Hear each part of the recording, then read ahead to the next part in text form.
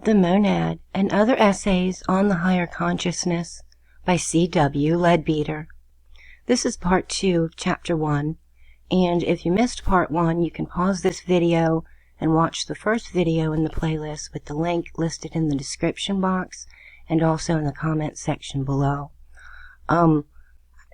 Actually, you might want to watch this one first and then watch part 1, because honestly, part 1 really is hard to grasp. And in my opinion, I think that maybe the second half of chapter 1 should have been the first half, and the first half should be the second half. But that's just my opinion, and I've talked too much. So I hope you enjoy. Subscribe, like, comment, share. Part 2 of Chapter 1, The Monad. In the earlier years of the Theosophical Society, there were many discussions about the relations of the lower and the higher self. In those days, we did not understand the doctrine even as well as we understand it now. We had not the grasp of it yet which longer study has given us. I am speaking of a group of students in Europe who had behind them Christian traditions and the vague ideas which Christianity attaches to the word, quote, soul. The ordinary Christian by no means identifies himself with his, quote, soul, but regards it as something attached to himself in some indefinite way, something for the saving of which he is responsible. Perhaps no ordinary man among the devotees of that religion attaches any very clear idea to the word, but he would probably describe it as the immortal part of him, though in ordinary language he talks of it as it is a possession, as something separate from him. In the Magnificats, the Blessed Virgin is made to say, quote, my soul doth magnify the Lord, and my spirit hath rejoiced in God, my Savior. She may here be drawing a distinction between the soul and the spirit, as St. Paul does, but she speaks of them both as possessions, not as the I. She does not say, quote, I as a soul magnify, or I as a spirit rejoice. Now this may merely be a question of language, yet surely this loose language expresses an inaccurate and ill-defined idea. That theory was in the air all about us in Europe, and no doubt we were influenced by it. And at first, to some extent, we substituted the term, quote, higher self for, quote, soul. So we used such expressions as, quote, looking up to the higher self, listening to the promptings of the higher self, and so on. I remember that Mr. Sinnett used sometimes to speak a little disparagingly of the higher self, remarking that it ought to take more interest than it seemed to do in the unfortunate personality struggling on its behalf down here. And he used to jokingly to suggest that the formation of a society for the education of our higher selves. It was only gradually that we grew into the feeling that the higher self was the man's, and that what we see down here is only a very small part of him. Only little by little did we learn that there is only one consciousness, and that the lower, though an imperfect representation of the higher, is in no way separate from it.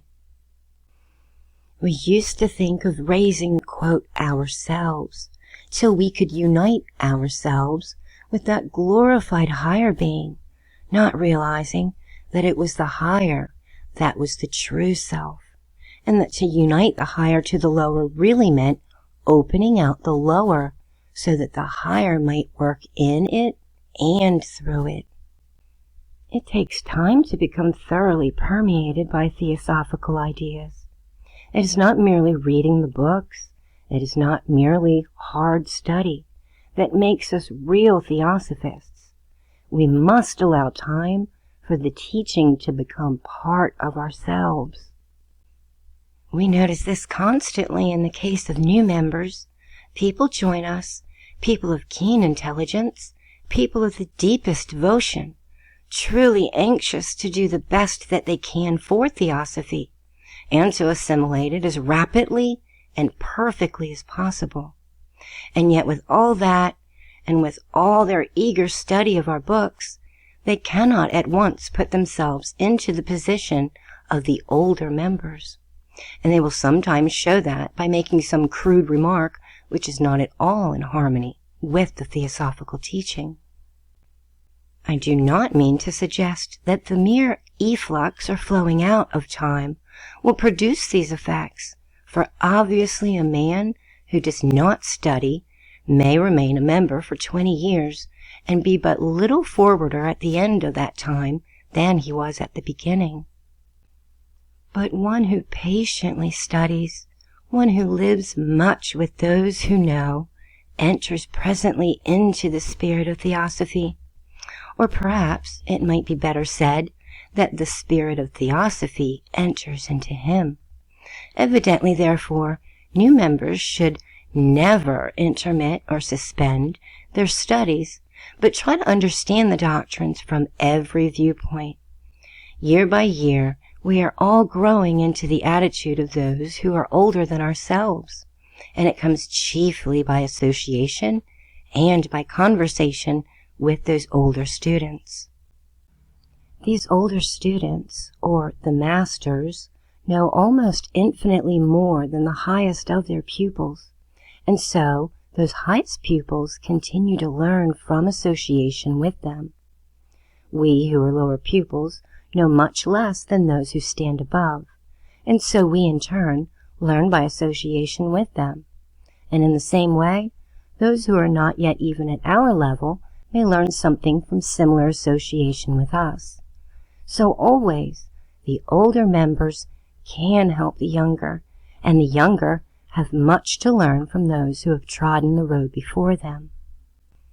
It was in this gradual way that we came to understand about the higher and the lower self.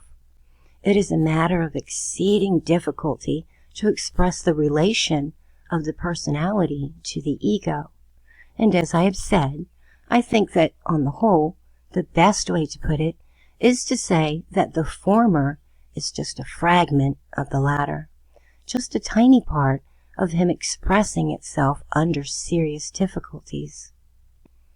We meet a person on the physical plane, we speak to him, and we think and say that we know him.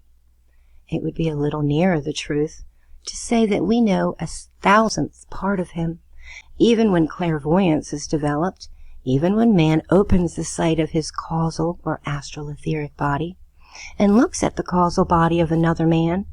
Even then, though he sees a manifestation of the ego on his own plane, he is still far from seeing the actual real man. I have tried by means of the illustrations in man, visible and invisible, to give some indication of one side of the aspect of these higher vehicles. But the illustrations are in reality absolutely inadequate. They can give only faint adumbrations of the real thing.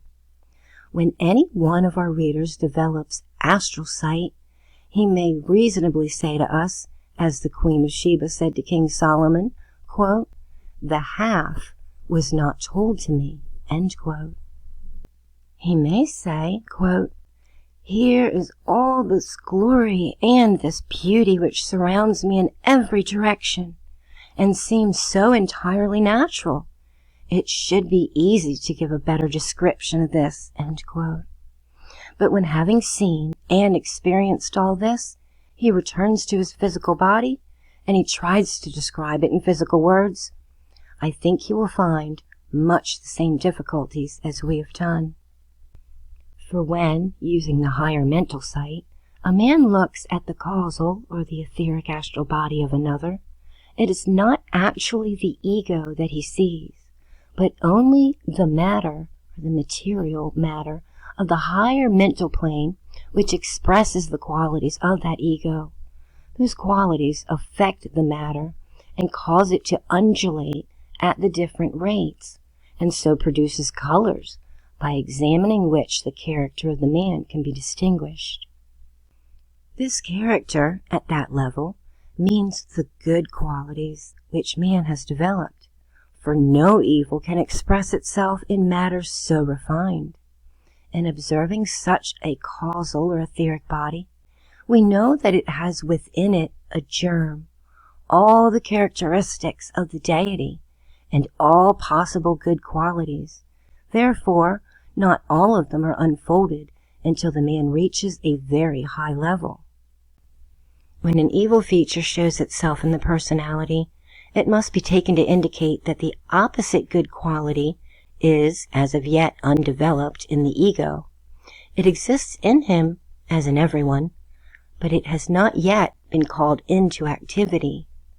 So soon as it is called into activity, its intense vibrations act upon the lower vehicles, and it is impossible that the opposite evil can ever again find place in them or in him. Taking the ego for the moment as the real man and looking at him on his plane, we see him to be indeed a glorious being, the only way in which, down here, we can form a conception of what he really is, or it really is to think of him, it, as some splendid angel or light messenger.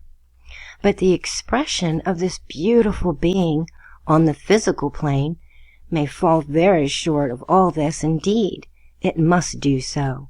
First, because it is only a tiny fragment, and secondly, because it is so hopelessly cramped by its conditions.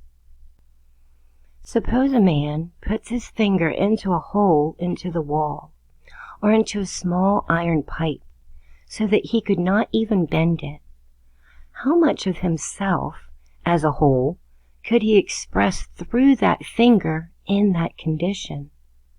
Much like this is the fate of the fragment of the ego, which is put down into a dense body. It is so small of a fragment that it cannot represent the whole. It is so cramped and shut in that it cannot even express what it is. The image is clumsy, but it may give some sort of idea of the relation of the personality to the ego. Now let us suppose that the finger has a considerable amount of consciousness of its own, and that, being shut off from the body, it temporarily forgets that it's a part of the body. Then it forgets also the freedom of the wider life, and tries to adapt itself to its role, and to gild its sides, and make it an enjoyable role by acquiring money, property, fame, and so on, but not realizing that it only really begins to live when it withdraws itself from that role altogether and recognizes itself as a part of the body.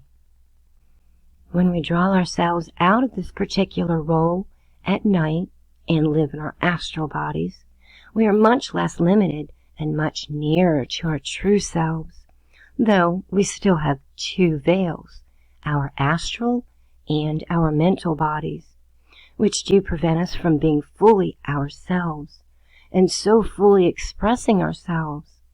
Still, under those conditions, we are much freer, and it's much easier to comprehend realities, for the physical body is the most clogging and confining of all, and it imposes upon us the greatest limitations. It would help us much more if we could take away our limitations one by one, but it is not easy.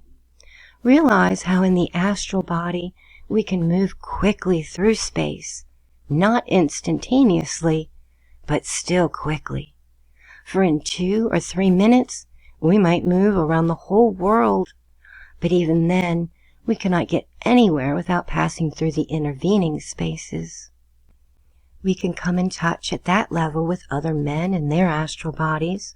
All their feelings lie open to us, so that they cannot deceive us about them, although they can do so with regard to their thoughts. We see in that world many more of Earth's inhabitants, those whom we call the dead, the higher nature spirits, and the angels of desire, as well as many others. The sight of that plane enables us to see the inside of every object, and to look down into the interior of the earth, so that in many ways our consciousness is greatly widened. Now let us go even a step further. If we learn to use the powers of the mental body, we do not therefore lose the lower, for they are included within the higher. We can then pass from place to place with the rapidity of thought. We can then see the thoughts of our fellow men so that the deception is no longer possible. We can see higher orders of the angels or the light beings, the light messengers, and the vast host of those who have finished their astral life and are inhabiting the heaven world or the devachanic world, rising yet another step and using the senses of the causal or the astral etheric body. We find further glories awaiting our examination.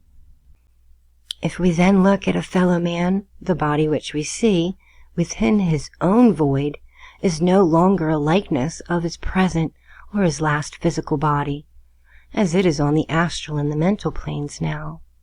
What we see is the Algoides, the glorified man, which is not an image of any one of his past physical vehicles, but contains within itself the essence of all that was best in each of them, a body which indicates more or less perfectly, as though experience it grows, what the deity means that man shall be. By watching that vehicle, we may see the stage of evolution which the man has reached. We may see what his past history has been, and to a considerable extent, we can also observe the future that lies before him. Students sometimes wonder if this is to be so, the evil qualities which a man shows in one life should so often persist in later lives. The reason is not only because the opposing good quality is undeveloped, there is an opportunity for evil influences to act upon the man in that particular direction, but also that the man carries with him from life to life the permanent atoms of his lower vehicles, and these tend to reproduce the qualities shown in his previous incarnations. Then it may be asked, quote, why carry over those permanent atoms, end quote? Because it is necessary for evolution, because the developed man must be master of all of the planes. If it were conceivable that he could develop without those permanent atoms, he might possibly become a glorious archangel upon higher planes.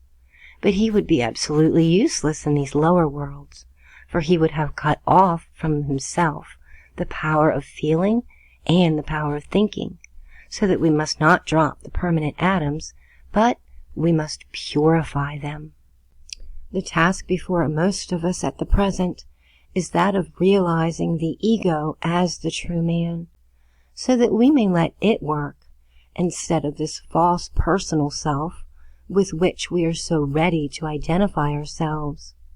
It is so easy for us to feel and to think, quote, I am angry, I am jealous, when the truth is, that which is pushing us to anger or jealousy is merely the desire elemental, which yearns for strong and coarse undulations or vibrations, which help him on his downward way into the grosser matter, which he must be manifested in. We must realize that the true man can never be so foolish as to wish for such vibrations or undulations as these, that he can never desire anything but that which will be good for his own evolution and helpful for that of others. A man says that he feels impelled by passion. Let him wait and think, quote, is it really, quote, the I, end quote? And he will discover that it is not the I at all, but something else that is trying to get a hold of him and make him feel this certain way. He has the right and the duty to assert his independence of that thing and to proclaim himself as a free man, pursuing the road of evolution which God, the good, has marked out for him. Thus, it is at present our business to realize ourselves as the ego. But when that is fully accomplished, when the lower is nothing but a perfect instrument in the hands of the higher, it will become our duty to realize that even the ego is not true man. For the ego has had a beginning. It came into existence at the moment of individualization, and whatever has a beginning must have an end. Therefore, even the ego, which has lasted since we left the animal kingdom, is also impermanent. Is there then nothing in us that endures? Is there nothing that will have no end? There is the monad, the divine spark, which is verily, truly a fragment of God, the good. In essence, only an atom of the deity. Crude and inaccurate expressions assuredly, yet I know of no other way in which the idea can be conveyed, even as well as in words such as these. For each monad or triple aspect of divine man is literally a part of God, the good, apparently temporarily separated from him or it, while he is enclosed in the veils of matter, though in truth never for one moment really separated. He can never be apart from God, the good, for the very matter in which he veils himself is also a manifestation of the divine. To us, sometimes matter seems evil because it weighs us down, it clogs our faculties, it seems to hold us back upon our road. Yet remember that this is only because, as of yet, we have not learned to control it, because we have not realized that it is also a divine aspect in its essence, and because there is nothing but God, or nothing but the good, the all. A Sufi sage once told me that this was the interpretation of the cry which rings out daily in the call over the Mohammedan world. There is no God but God, good, and Muhammad is the prophet of God. He told me that in his opinion, the true mystical meaning of the first part of this cry was, quote, there is nothing but God, and that is eternally true. We know that all comes from him, it, and that to him, it, all will one day return. But we find it hard to realize that all is in him, or all is in it, the good, even now, and that in him, the good, it eternally abides. All is God, good, even the desire elemental, and the things which we think of as evil.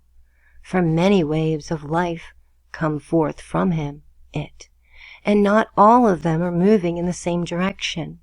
We, being monads, and belonging to an earlier, quote, wave, are somewhat fuller expressions of him, or it, the good, and somewhat nearer to him, it, the good, in our consciousness than the essence out of which is made the desire, or the elementals. In the course of our evolution, there is always a danger that a man should identify himself with the point at which he is most fully conscious. Most men, at present, are more conscious in their feelings and passions than anywhere else, and of this the desire elemental craftily takes advantage, and endeavors to induce the man to identify himself with those desires and with those emotions. So, when the man rises to a somewhat higher level and his principal activity becomes mental, there is danger, lest he should identify himself with the mind. And it is only by realizing himself as an ego and making that the strongest point of his consciousness that he can fully merge the personality in the individuality. And when he has done that, he has achieved the goal of his present efforts. But immediately, he must begin his work over again at the higher level, and trying gradually to realize the truth of the position we laid down at the beginning, that as the personality is to the ego, so is the ego to the monad. It is useless, at our present stage, to endeavor to indicate the steps which he will have to take in order to become a perfect expression of the monad, or the stages of consciousness through which he will pass. Such conceptions as can be formed of them may be arrived at by applying the ancient rule that was, is below, is but a reflection of that which exists in higher worlds, so that the steps and the stages must to some extent be a repetition upon a higher level of those which have already been experienced in our lower efforts. We may reverently presume, though here we are going far beyond actual knowledge, that when we have finally and fully realized that the monad, or the divine man in the triple aspect, is the true man, we shall find behind that yet again a further and more glorious extension. We shall find that the spark has never been separated from the fire, but that as the ego stands behind the personality, as the monad stands behind the ego, so a planetary angel or light messenger stands behind the monad, and the solar deity himself or itself stands behind the planetary angel. And perhaps even further still, it may be that in some way infinitely higher, and so at present utterly incomprehensible, an even greater deity stands behind the solar deity, the monad, and behind even that, through many stages, there must exist the supreme over all. But here even thought fails us, and silence is the only true reverence. So for the time at least, the monad is our personal God, the God or the good within us, that which produces us down here as a manifestation of it on these all but infinitely lower levels. What its consciousness is on its own plane, we cannot pretend to even say, nor can we fully understand it even when it has put upon itself the first veil and become the triple aspect. The only way to understand such things is to rise to their level and to become one with them. When we do that, we shall comprehend. But even then, we shall be utterly unable to explain to anyone else what we truly know or see. It is at that stage, the stage of the triple spirit, that we who investigate can first see the monad, and it is then a triple light of blinding glory, yet possessing even at that stage certain qualities by which one monad is somehow distinct from another. Often a student asks, quote, "But what have we to do with it while we're down here, this unknown glory so far above us?" End quote. It is a natural question, yet in reality it is the reverse of what should be, for the true man is the monad, and we should rather say, quote, "What can I, the monad, do with my ego, and through it with my personality?" End quote. This would be the correct attitude, for this would express the actual facts, but we cannot truthfully take it, because we cannot realize this. Yet we can say to ourselves, quote, "I know that I am that monad, though as yet I cannot express it. I know that I am the ego, a mere fraction of that monad, but still out of all proportion greater than what I know of myself in the personality down here." End quote. Quote, "More and more I will try to realize myself as that higher and greater being. More and more I will try to make this lower presentation of myself worthy of its true destiny. And more will I see to it that this lower self is ever ready to catch the slightest hint or whisper from above, to follow the suggestions from the ego, which we call intuitions, and to distinguish the voice of the silence and to obey it." End quote.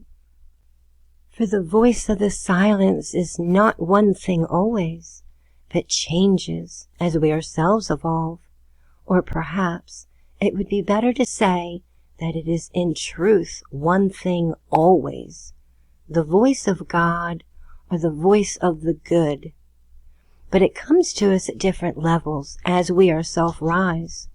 To us now, it is the voice of the ego speaking to the personality. Presently, it will be the voice of the monad speaking to the ego, and then latter still the voice of the deity speaking to the monad. Probably, as we have already suggested, between these last two stages there may be an intermediate one, in which the voice of one of the 7 great ministers of the deity may speak to the monad, and then in turn the deity himself or itself may speak to its minister. But always the voice of the silence is divine. It is good that we should learn to distinguish this voice which speaks from above and yet from within. For sometimes other voices speak, and their counsel is not always wise. A medium finds this, for if he has not trained himself to distinguish, he often thinks that every voice coming from the astral plane must necessarily be all but divine, and therefore to be followed unquestionably. Therefore discrimination is necessary, as well as watchfulness and obedience. But does the monad, in the case of the ordinary man, ever do anything which affects or can affect his personality from down here? I think we may say that such interference is most unusual.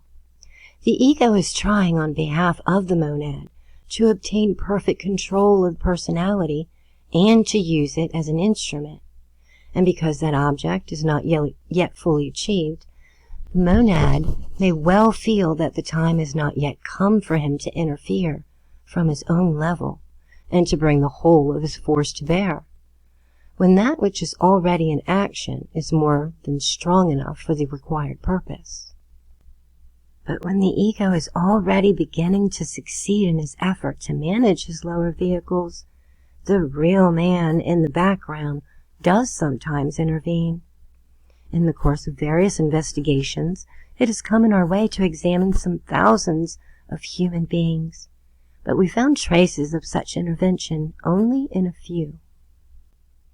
The most prominent instance is that given in the 29th life of Alcyone, when he pledged himself before the Lord Gautama to devote himself in future lives to the attainment of Buddhahood in order to help humanity.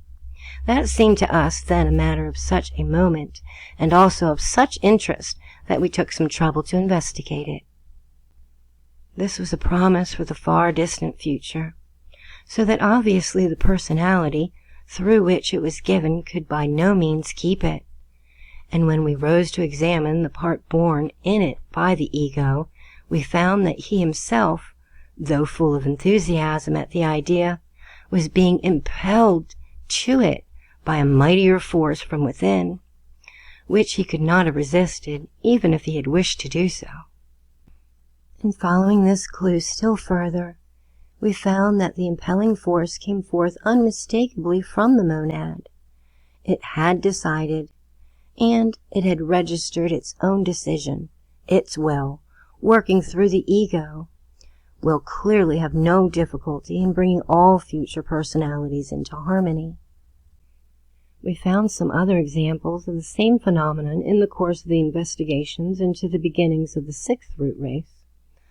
Looking forward to life in that Californian colony, we instantly recognized certain well-known egos.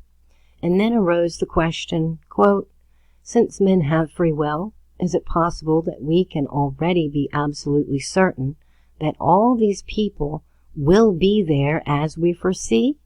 Will none of them fall by the way?" End quote. Further examination showed us that the same thing was happening here as with Alcyon.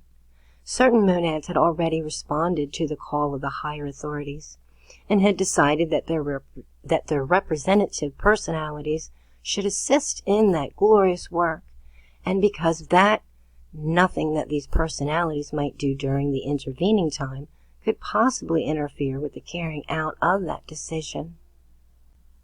Yet, let no one think, because this is so, that he is compelled from without to do this or to do that. The compelling force is the real you. None other than yourself can ever bind you at any stage of your growth. When the monad has decided, the thing will be done. It is good for the personality if he yields gracefully and readily, and if he recognizes the voice from above, and cooperates gladly. For if he does not do this, he will lay up for himself much useless suffering. It is always the man himself who is doing this thing, and he, in the personality, has to realize that the ego is himself, and he has, for the moment, to take it for granted that the monad is still more himself, the final and the greatest expression of him. Surely this view should be the greatest possible encouragement to the man working down here. This knowledge that he is far grander and more glorious being in reality than he appears to be, and that there is a part of him, enormously the greater part, which has already achieved what he, as a personality, is trying to achieve, and that all that he does down here is to try to make himself a perfect channel or vessel for this higher and more real self, to do its work and to try to help others in order that it may be a factor, however microscopic, in forwarding the evolution of the world. So, for him who knows, there is no question of saving the soul. The true man behind needs no salvation. He needs only that the lower self should realize him or it and express it. He is himself already divine, and all that he needs is to be able to realize himself in all the worlds and at all possible levels, so that in them all the divine power through him may work equally, and so God, or the divine good, shall be all in all. And that concludes Chapter 1, The Monad, by C.W. Leadbeater. Watch the playlist I'm pretty sure that I'm just going to continue doing the book and continue on with the playlist. So watch the playlist for Chapter 2, Consciousness. And please, again, help support the channel and help this information to be distributed to a wider audience by liking, sharing, subscribing, commenting, and of course it's just me, myself, and I here, so if you feel led to donate towards creation costs, feel free to do so with links that are, I believe, on the YouTube homepage. Until the next time, love yourselves and love each other unconditionally.